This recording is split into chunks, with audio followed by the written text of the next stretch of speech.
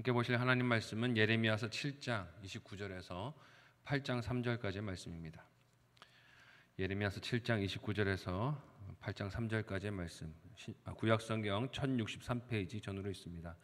드라마 바이블로 함께 봉독하겠습니다. 너희 머리털을 베어버리고 벗은 산 위에서 통곡할지어다. 여호와께서 그 노하신 바 이 세대를 끊어버리셨습니다. 여호와께서 말씀하시되 유다 자손이 나의 눈앞에 악을 행하여 내 이름으로 일컬음을 받는 집에 그들의 가져간 것을 두어 집을 더럽혔으며 흰놈의 아들 골짜기에 도벳 사당을 건축하고 그들의 자녀들을 불에 살랐나니 내가 명령하지 아니하여 내 마음에 생각하지도 아니한 일이니라. 그러므로 여호와께서 말씀하시니라. 날이 이르면 이곳을 도벳이라 하거나 흰놈의 아들의 골짜기라 말하지 아니하고 죽임의 골짜기라 말하리니 이는 도벳의 자리가 없을 만큼 매장했기 때문이니라. 이 백성의 시체가 공중의 새와 땅의 짐승의 밥이 될 것이나 그것을 쫓을 자가 없을 것이라. 그때에 내가 유다 성읍들과 예루살렘 거리에 기뻐하는 소리, 즐거워하는 소리, 신랑의 소리, 신부의 소리가 끊어지게 하리니 땅이 황폐하리라. 여호와의 말씀이니라.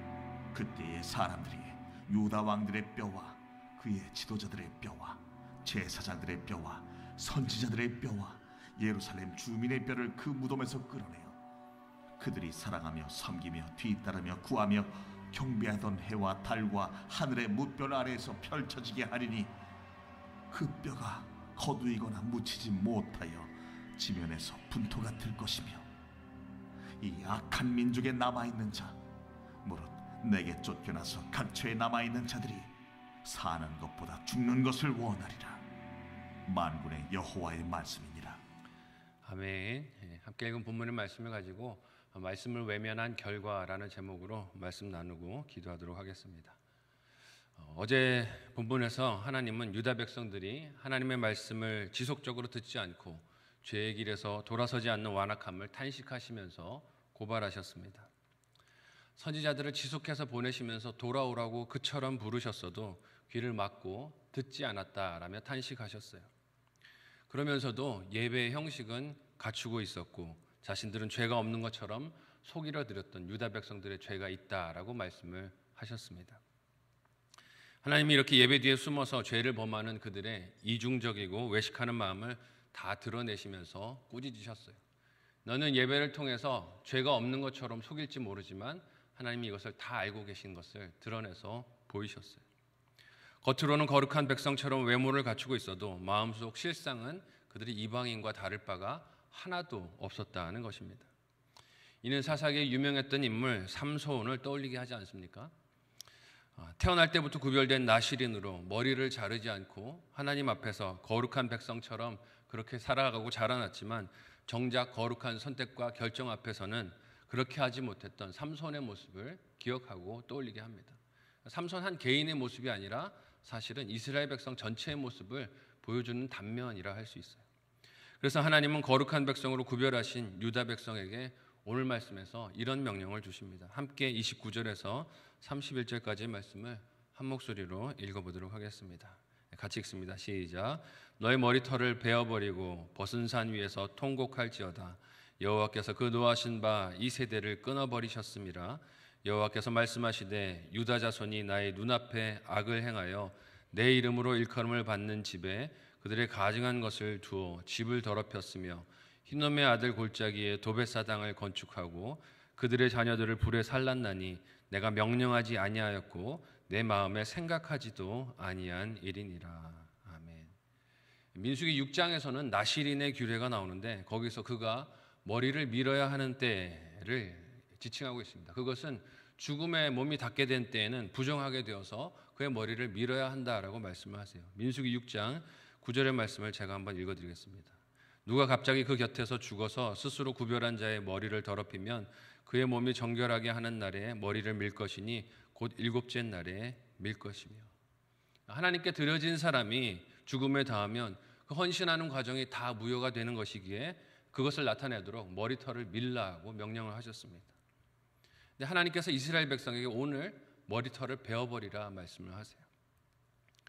이스라엘 백성이 지금까지 하나님께 외친 것이 무엇입니까? 나에게는 죄가 없습니다. 예배 생활하고 있었고 하나님 앞에 하라는 것 다 드리고 있었으니 나는 죄가 없다를 부르짖고 있었어요. 거룩한 백성, 하나님께 헌신할 수 있는 자격을 하나님이 잃었다라고 말씀하시며 너의 머리털을 미르라라고 하십니다. 통곡하라고 하세요. 이것은 스스로 죄 없다고 주장하는 고집스러운 생각을 버리고 죄를 인정하고 온 세상 가운데 서서 내가 하나님 앞에 죄를 범하였습니다라는 것을 인정하라는 말씀입니다. 왜 그렇게 해야 합니까? 하나님께서 예레미야를 통해 예고하신 심판이 그들에게 다가옴을 인정해 받아들이는 표현이 제가 죄를 지었습니다. 하나님 앞에 이렇게 범죄한 일이 있습니다. 저를 용서해 주십시오라고 표명하여 드러내서 하나님 앞에 죄 가진 것을 인정하라는 것입니다. 고집을 뉘우치고 돌이키고 회개하라고 하나님께서 말씀하시는 거예요. 하나님께서 그토록 심판의 뜻을 굳게 하시는 이유가 무엇입니까? 30절 31절의 말씀은 유다 백성이 지은 죄가 하나님 눈앞에서 생생하게 다 벌어진 일이기 때문이다라고 하세요. 하나님의 눈앞에서 벌어진 그들의 죄가 성전에 가증한 것을 갖다 둔 것이라고 말씀하십니다. 또한 자녀들을 흰놈의 아들 골짜기에 거기에 사당을 건축하고 제단에서 자녀들을 불에 살라 죽인 것이 너희의 죄다라고 하나님이 고발하세요. 여기서 말씀하시는 성전에 유다 백성이 가져다 준 그런 가증한 것이 어떤 것을 뜻합니까? 열왕기하 21장 4절에서 5절 말씀은 그것들이 이런 것들이라고 말씀하세요. 같이 한번 한 목소리로 읽어보도록 하겠습니다. 같이 읽습니다. 시작. 여호와께서 전에 이르시기를 내가 내 이름을 예루살렘에 두리라 하신 여호와의 성전에 제단들을 쌓고 또 여호와의 성전 두 마당에 하늘의 일월 성신을 위하여 제단을 쌓고. 아멘. 하나님께만 드려야 할 성전 공간을 무엇에게 내준 것입니까? 우상들에게 내준 것이에요. 우상들을 예배하겠다고 거기에다 제단들을 쌓았다는 것입니다. 하나님께서 성전을 세우도록 허락해 주신 것은 오직 그 이름만을 예배해 경배하는 공간이 되라고 허락해 주신 은혜였습니다. 하지만 유다 백성들은 그 이름만 있어야 할 성전에 우상들을 위한 제단들을 두었다라고 하나님이 탄식하세요. 하나님을 모독하고 성전을 허락하신 하나님의 사랑을 짓밟아서 멸시한 것을 알 수 있습니다. 뿐만 아니라 이스라엘 백성들에게 주신 선물인 자녀들을 어떻게 했다라고 기록하고 있습니까? 흰놈의 아들 골짜기에 도배 신당을 건축하고 거기에 자녀들을 불살랐다라고 말씀하십니다. 이는 자녀들을 희생시켜서 부모들이 그들의 삶의 풍요와 번성 그리고 안전을 얻으려고 했던 이기적이고 가증한 죄를 우리에게 보여줘요.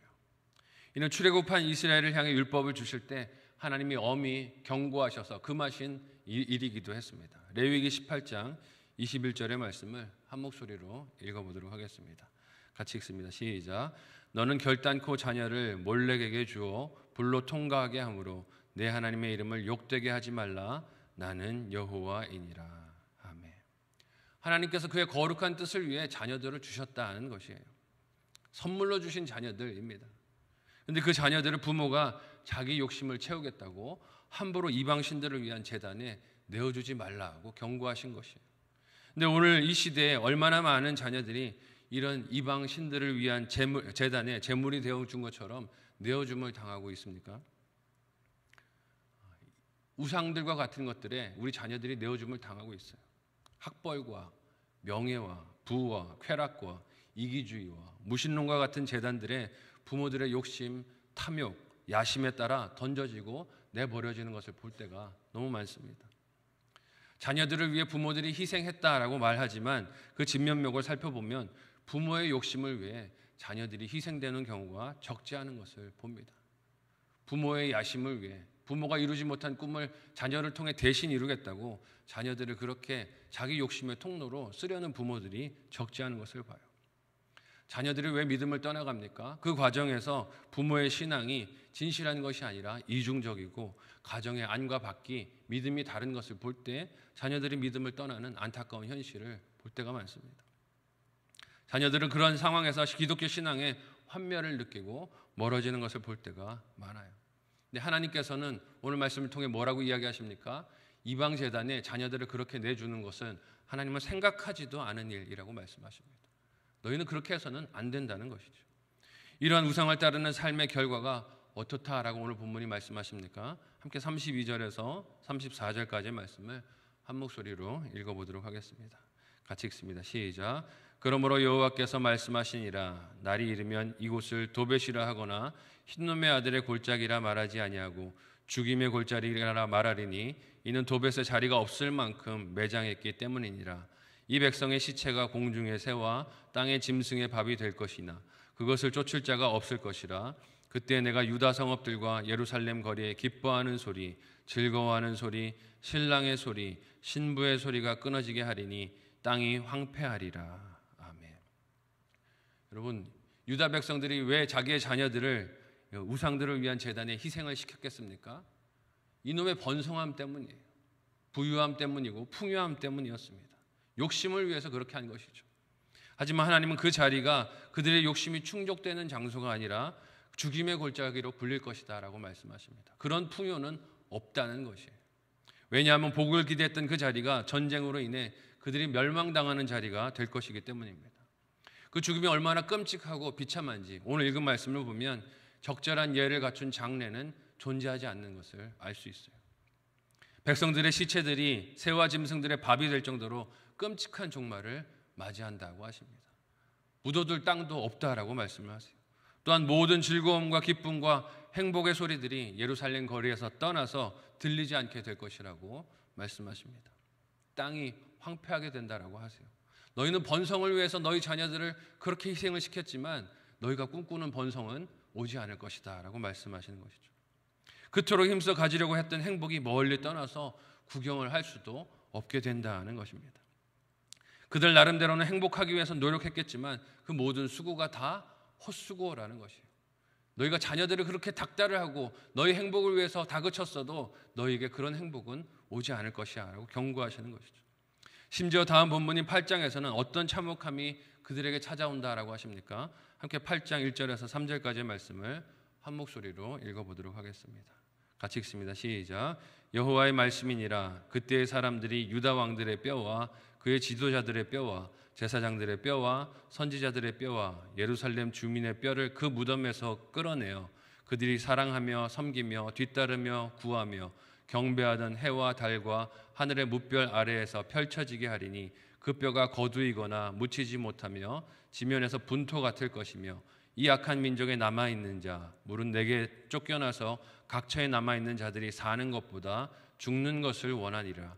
만군의 여호와의 말씀이니라. 아멘. 죽었다고 모욕과 능력을 피할 수 있지 않다라고 말씀하십니다. 죽었어도 모욕당한다라고 말씀하세요. 죽음이 피난처가 되지 못한다는 뜻입니다. 바벨론의 약탈자들이 유다를 침공하여 들어오게 될 때 그들은 지도자들이 묻힌 무덤까지 다 파헤치면서 이익이 될 보물이나 물건을 찾아서 온 나라를 유린하게 될 것임을 말씀하세요. 죽으면 끝이라고 그렇지 않다라고 하나님이 말씀하시는 것입니다. 이는 하나님께서 죄를 범한 자들이 죽음으로 피할 수 있는 것이 아님을 보여주는 심판이기도 합니다. 착각하지 말라는 것입니다. 너희가 죽었다고 그 죄가 가려지지 않는다라고 말씀하세요. 생전에 그들이 지은 죄가 이후로도 드러나서 수치를 당하게 될 것을 하나님이 경고하시는 것입니다. 하지만 하나님을 경외하는 인생은 어떻습니까? 죽음도 그 삶이 하나님의 영광을 드러내는 것을 막지 못합니다. 열왕기하 13장 21절의 말씀을 제가 한번 읽어드리겠습니다. 마침 사람을 장사하는 자들이 그 도적대를 보고 그의 시체를 엘리사의 묘실에 들어던짐에 시체가 엘리사의 뼈에 닿자 곧 회생하여 일어섰더라. 아멘. 하나님을 경외하며 살았던, 말씀을 따르며 살았던 자의 삶은 죽었을지라도 그것이 하나님의 영광을 드러내는 것을 봅니다. 어떤 상황과 환경에서도 하나님의 영광을 드러내고 하나님이 찬양받게 하시는 것을 보게 해주세요. 이를 알고 그의 말씀을 사랑하고 경외함으로 믿고 따르는 것이 오직 살 길이며 말씀에 대한 바른 반응인 줄로 믿습니다. 오늘 내 삶에 하나님의 말씀은 존중받고 있습니까? 순종의 대상이 되고 있습니까? 아니면 겉으로는 하나님을 믿는 듯 하지만 실상은 그 말씀이 무시되며 외면당하고 있는 것은 아닙니까? 소망하기는 올바른 반응과 태도로 하나님의 말씀을 대하며 사랑하며 생명의 길을 걸어가는 저와 여러분들 모두가 되시기를 예수님의 이름으로 소원하고 축복합니다. 아멘.